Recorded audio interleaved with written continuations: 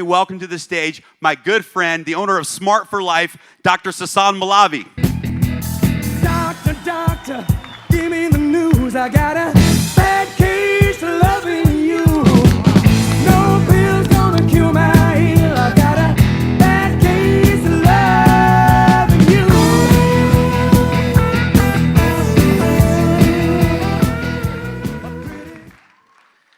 Hi everyone, I'm Dr. Sasan Malavi, but everybody calls me Dr. Sass. And I'm going to change my talk a little bit because the talk Jeremy gave was so excellent. I was blown away by this talk. I knew this guy had it in him when I met him. He just blew me away.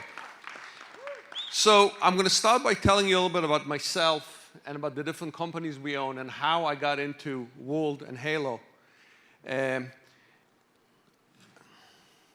So I started off as an emergency room doctor. I'm an MD. I worked in an emergency room. And right away when they started talking to me about Halo, I thought, wouldn't it be great if all those patients that showed up in my emergency room, dead on arrival, without a pulse, and without not breathing, and the ambulance driver just said, we found them in the street, here it is. Wouldn't it be beautiful if they had a device that would tell us what was the cardiac rhythm 2-3 hours, 3-4 days before they showed up in my ER? Did they have some kind of arrhythmia? Was the potassium high? How many more people could we save if they were wearing that device, if they showed up in my emergency room and they couldn't talk because they were unconscious, but I would take the device, I'd plug it into some kind of a monitor and get all this data, what we call big data these days. I started out in emergency medicine, but I was fat. I was obese, actually. And I started a journey in weight loss, eventually became board certified in bariatric medicine, which is weight loss medicine, and also in anti-aging medicine. And my journey in medicine really took me into business, and not the other way around. I started a company called Smart for Life, where we produce healthy products that are low in sugar, high in protein, high in fiber. And we've been doing very well with that line. And I really believed in delivering food and nutrition would be key to making people living healthier and better lives. I also started a company called Straight Medical Lab, which Jeremy used to work for. Jeremy was my employee. I think I'm going to be working for Jeremy going forward. And you know what? I'll tell you a story about Jeremy. He did a conference in Louisiana. And I don't know how many of you are in medical sales, but it's one of the hardest things to sell because doctors are busy. Some of them are just pain in the butt. And Jeremy would never, ever give up. I would talk to doctors and I would say, this guy's never going to buy anything. And Jeremy would sell them. But this company was one of the companies Jeremy said no to because he saw something bigger and he moved on. And I was friends with Jeremy on Facebook. All of a sudden I see him in Dubai, I see him here, I see him there. I said, what is this guy doing? And Lydia came up to me because I only talk to Lydia now. She's much better looking than Ryan. And she told me, you got to look at this device. And I said, no, I hate network marketing, leave me alone. And then Ken and Tara came, and they literally shoved the device in my face and said, you got to use this. You got to look into this. And I looked into it, and I knew Jeremy was already involved. And the fact that I saw what Jeremy was doing got me involved in it. And this device is revolutionary. I don't think any of you understand what's happening in the world right now. There is a revolution in the world happening right now. And I'll talk to you in a few minutes about it. And the revolution is that what's happening is that things are going to change very quickly in the next 10 to 15 years. We are going to have self-driving cars. 10% of men and women right now drive for a living. They will lose their jobs because self-driving cars are coming. Okay? The other thing that's going to happen is that when I'm in a nursing home, a robot is going to change my diapers. Okay? That's what's going to happen. I know some of you think it's crazy. That is what's going to happen. And in the next 10 to 15 years, The era of you sitting down with your doctor and giving him a long history, which gives a few data points, is going away. Everybody will have wearables. They will have huge data points that will be delivered to the doctor. The doctor will know your blood pressure, not just when you walked into the office, but for the last month, 6 months, or a year, how you felt, how you ate, your blood glucose level. I don't think you guys realize how big that is. That is not just for diabetics.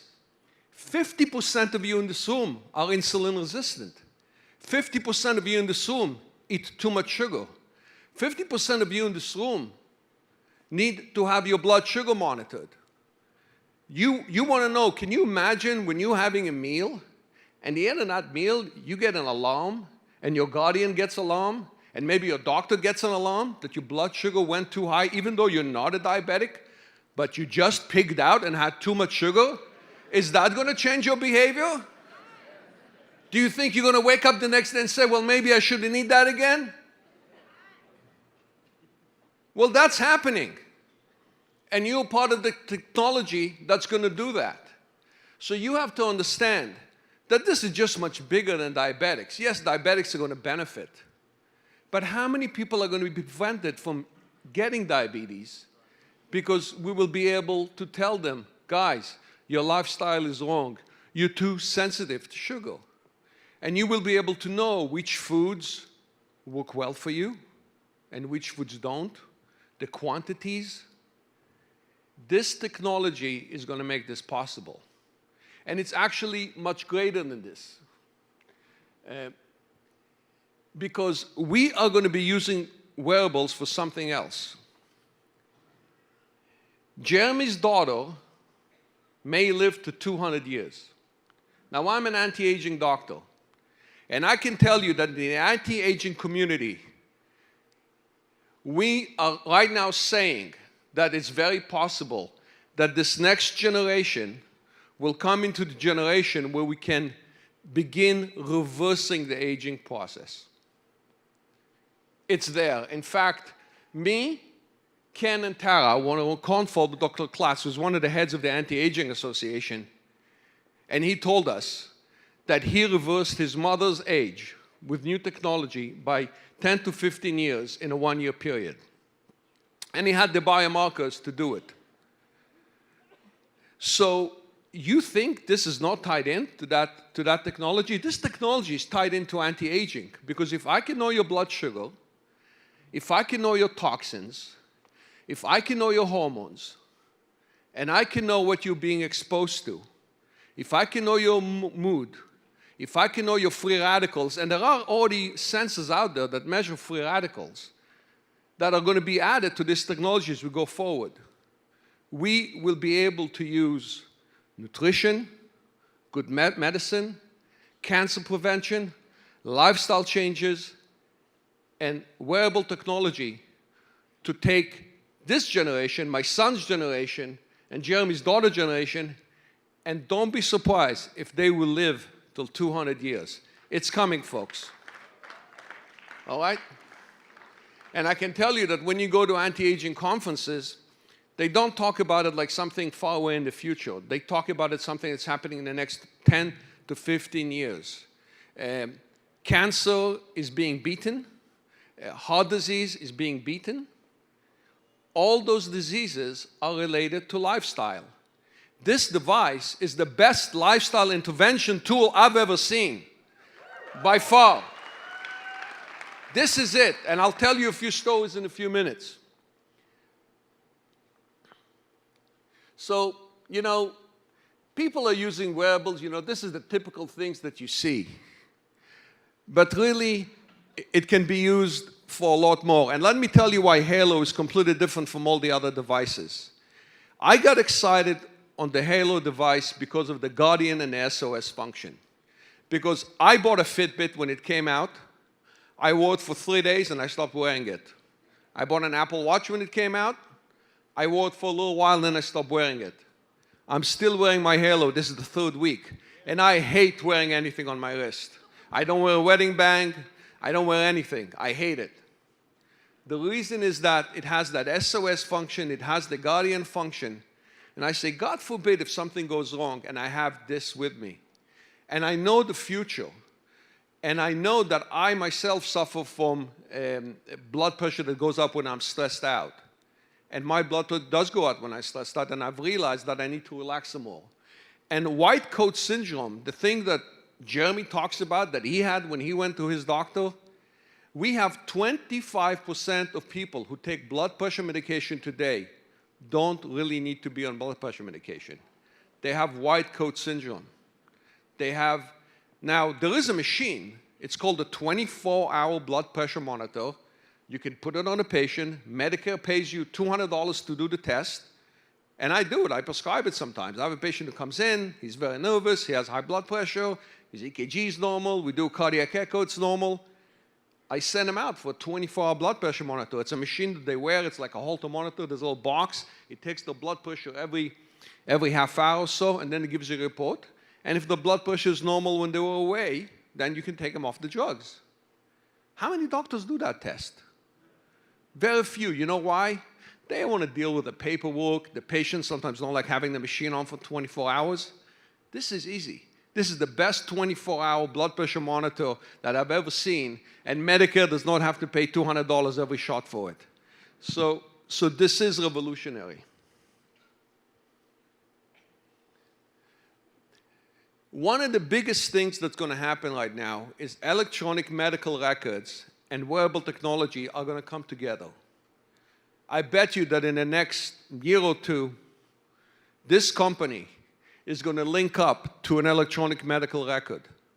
So when you come to the office or you can download it at home, your doctor can get a lot of data about you right in your medical chart. And let me tell you why big data is so important. And I want to explain big data to you because I don't think people understand what big data is. There's two types of big data. Big data for an individual. So when you go to a doctor, he measures your blood pressure, has an EKG, maybe does 50 different blood tests on you, right? And maybe a few other parameters. So there are 70 data points. Your hemoglobin, your cholesterol, just you can add them, 70 data points. Do you know how many data points are really in your body? Do you know how many different measurements we have to do in order to find out the health of an individual? Somewhere in the range of 1,000 to 10,000. No doctor brain can process all that information, ever. This is going to have to go to artificial intelligence, and the data points that are coming are going to have to come from a wearable device. And don't be surprised if these devices get a lot more sophisticated with something maybe embedded in the skin that transmits out, that measures much more sophisticated measurements. Those data points have to be delivered to the doctor so that the doctor understands all this information and gets a very simple summary based on these thousands of data points. So that's one type of big data from an individual. Then there's big data from a big community. Imagine a city all of a sudden has a flu epidemic. Well, if we are collecting data that is HIPAA compliant, meaning we're not collecting the patient's name and information, we're going to find out that all of a sudden 15% of the population has developed a fever. Well, that's an alarm. We will know that a flu epidemic is beginning before it ever begins. This also can help us in other diseases, where you have a whole bunch of people who can give you early signals on something happening in the population, a certain poison, a certain toxin, anxiety, if there's some issues in the population as well. So we know that these devices are here to stay, period. All right? If you think this is a fad, it's not. If you think this is in the early infancy of what's happening in the medical devices, the problem is that I'm a doctor, and doctors have not woken up to these devices. They still don't understand what they do. You sitting in this room obviously have. So you're ahead of the game, and you really are pioneers. This device that you are wearing right now and talking about should really be on everybody's wrist in this country in the next 5 years. because those data points are so important, and you will make it happen.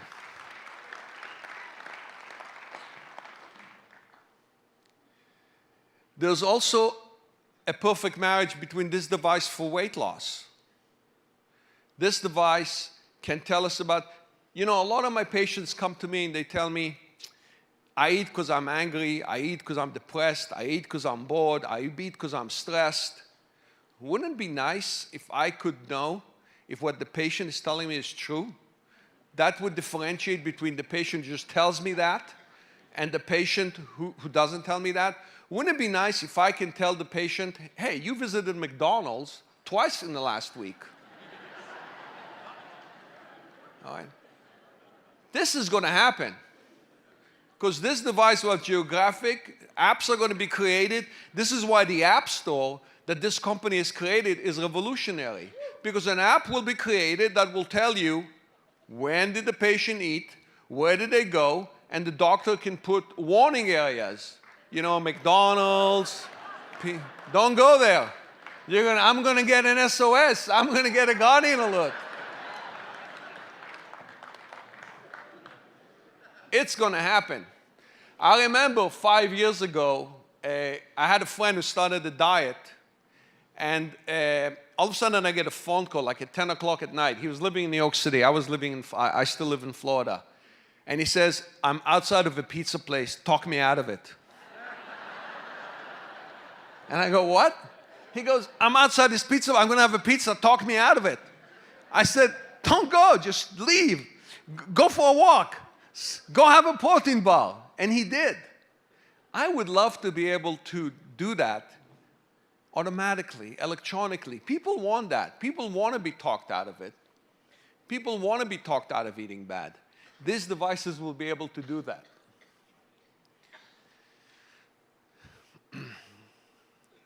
The other thing that you have to understand is that patients want to take back their health. And the reason patients want to take back their health is because medicine has gotten so sophisticated and medicine has become so patient-driven, meaning that we know that if you don't smoke, if you don't drink too much alcohol, if you eat correctly, if you exercise, if you keep your weight down, we know that those are the things that really lead to longevity. These are all things that only the patient can do. You can come to my office every day, and if you don't do those things, you're not going to have a healthy life. But patients get busy, right? We all have a busy life. We all of a sudden are looking up, it's 4 o'clock already. But a device that can give us feedback, that can give us data. We know, medical studies have already shown that feedback devices make a big difference in patients' life. And feedback devices work. This is a feedback device, okay? It can give you feedback every minute. It can give you feedback every hour. You can look at it at the end of the day. I look at my screen about 3 or 4 times a day. Feedback devices work, period. Halo is a feedback device as well. Feedback devices also make you a better person. We all talk about survival of the fittest, right? We all talk about genes. You want to pass your children better genes. You come with better genes. You have better chances of surviving. But there's another thinking in medicine as well, that technology can actually make your children live longer, healthier, and be more competitive than the people competing against them. I want to pass my children good genes, and I hope I got those from my grandparents and parents, and I can't control that. But if I can get my son and daughters to wear these devices and in fact improve their health, build better habits, live longer, and when you eat better, you think better, you have more energy, you have a higher chance of being successful, you're going to do better on tests. Do you think that an 11-year-old who's wearing this device, who's eating better and exercising and being healthier, is going to do better at school than somebody who doesn't have the device? I think so. People have to understand that we are in a competitive world right now. And it's a lot more than just genes. It's the technology you use. It's what you wear, how you feel. And if we want to pass on good genes to our children, we can also pass them good technology. This is the best gift I can give my son and daughter. Beside the SOS and Guardian function, I can teach them to get some feedback, to look at it, to see their numbers. This is survival of the fittest, and this will help you be fitter. It's just a fact of life. Maybe it's callous to say, but it's just a fact of life. I want to tell you a quick story. I got my devices. I got a first device from Jeremy. He sent it to me about 5 weeks ago, and then I got my devices about 3 weeks ago, and we're getting some more now. This is actually not the patient I'm talking about. We didn't have a picture. This is another patient. So when I got my device, I had a patient that was sitting in my office. I had a patient who wasn't losing weight. And I said, I'm going to put a device on her. So I had one of my assistants who know how to use the device. She was using it for a while. Put it on her, attach it to her phone, teach her how to use it. She made me the guardian. So the patient was told that every time she has, any of these parameters go away, I'm going to get a text. Do you know this patient she lost about 25 or 30 pounds over the last couple of months, and then she was a plateau for 2 to 3 months, but she kept coming. She lost 7 pounds in those 3 weeks. Just thinking that I know what she's doing. Okay? I never got one text the whole 3 weeks. In fact, I forgot she had the device. So the fact that I'm getting a lot more. In fact, I got 5 to the office. They just arrived the other day. We put it on a few of the people at the reception. If the patient knows that information is being transmitted back to the doctor, do you think that's going to change behavior? If your son and daughter know that information is being transmitted back to you, and they agree, do you think that's going to change their behavior? I think that this patient really, and she was the only one I put it on so far, because I didn't really want to put it on because we didn't have limited devices. But I know that if we put it on 10 patients, 7 to 8 will be successful, which in medicine is a very high success rate. The FDA just wants a 20% difference between a placebo and a non-placebo drugs. So if we can show 70%, they'll be very happy.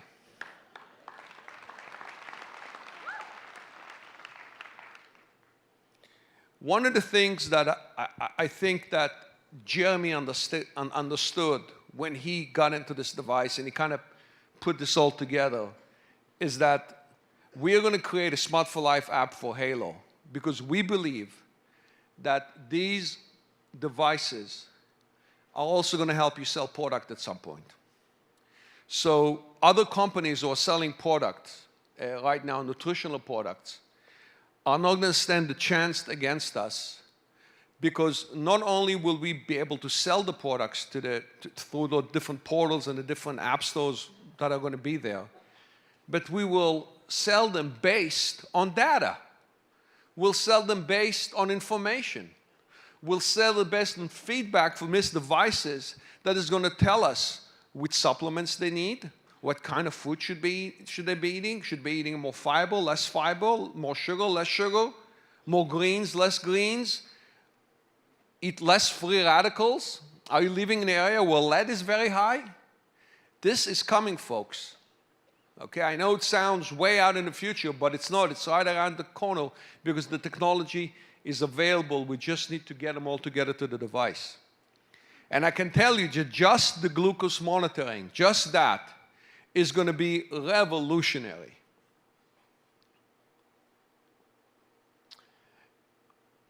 I want to do a quick service message here. How many of you have a family doctor? How many of you go see a doctor once a year? All right. Well,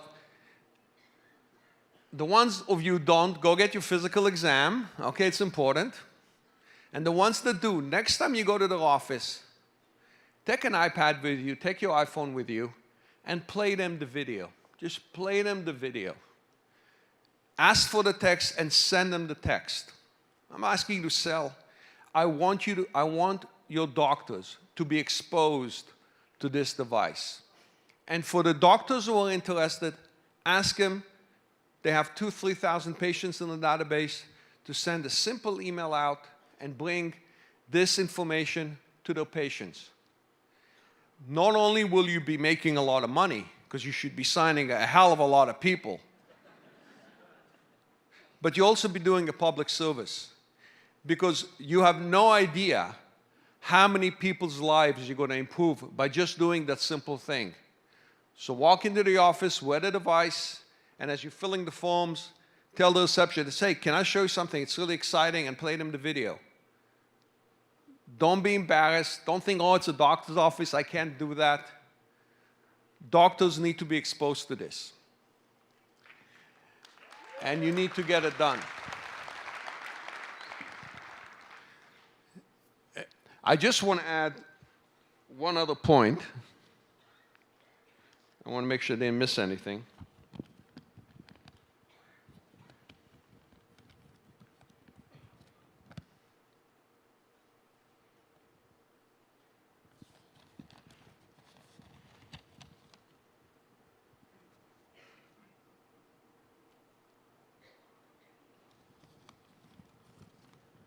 Yeah, typical doctor. Doctor with Alzheimer's. Can't remember anything.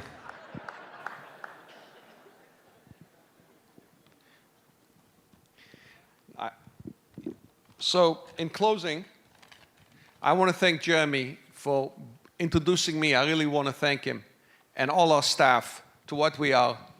I want to add that I really didn't need to do this. The company is very successful. I live on the water. I had a 50-foot boat. I sold it because nobody ever used it. It was like a pit and it was like a hole in the water. But anyways, I'm here because I believe that this is the greatest opportunity I've ever seen, period. Period. And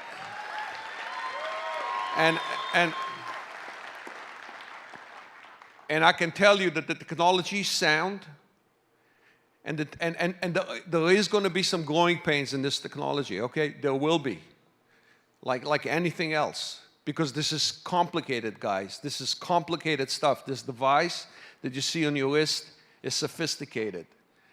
But I think that this company has also chosen the network marketing model to go out with, and at the beginning I thought it was wrong, but I think it's actually the perfect way to get this device out. Because if you gave this device to doctors to sell in their offices, it would take 100 years to get to where we are now. You guys can blow this thing open, and I bet you that the next conference next year, we'll probably need to take 4 to 5 hotels in the city in order to fill it. I know it. I know it. So I think that the network marketing model for this device and for this line of things that are going to follow it, because there'll be a lot of other things following it, is exactly the right way to go. And the idiots like me used to say, oh, no, I hate network marketing, you know, are going to wake up and say, you know what, it works. You know why? Because people want to listen to other people and people trust other people. And frankly, doctors don't have time, and you know, the whole sales model is changing. I mean, how many of you buy from Amazon? What's happening to retail? It's all changing, folks. The whole world is changing. You will have your diapers changed by robots, trust me. Okay? I mean, I know you guys don't believe it, so you have to realize that things are changing and you got to pass the message on. This is the future. Let's get it done. Thank you. Thank you.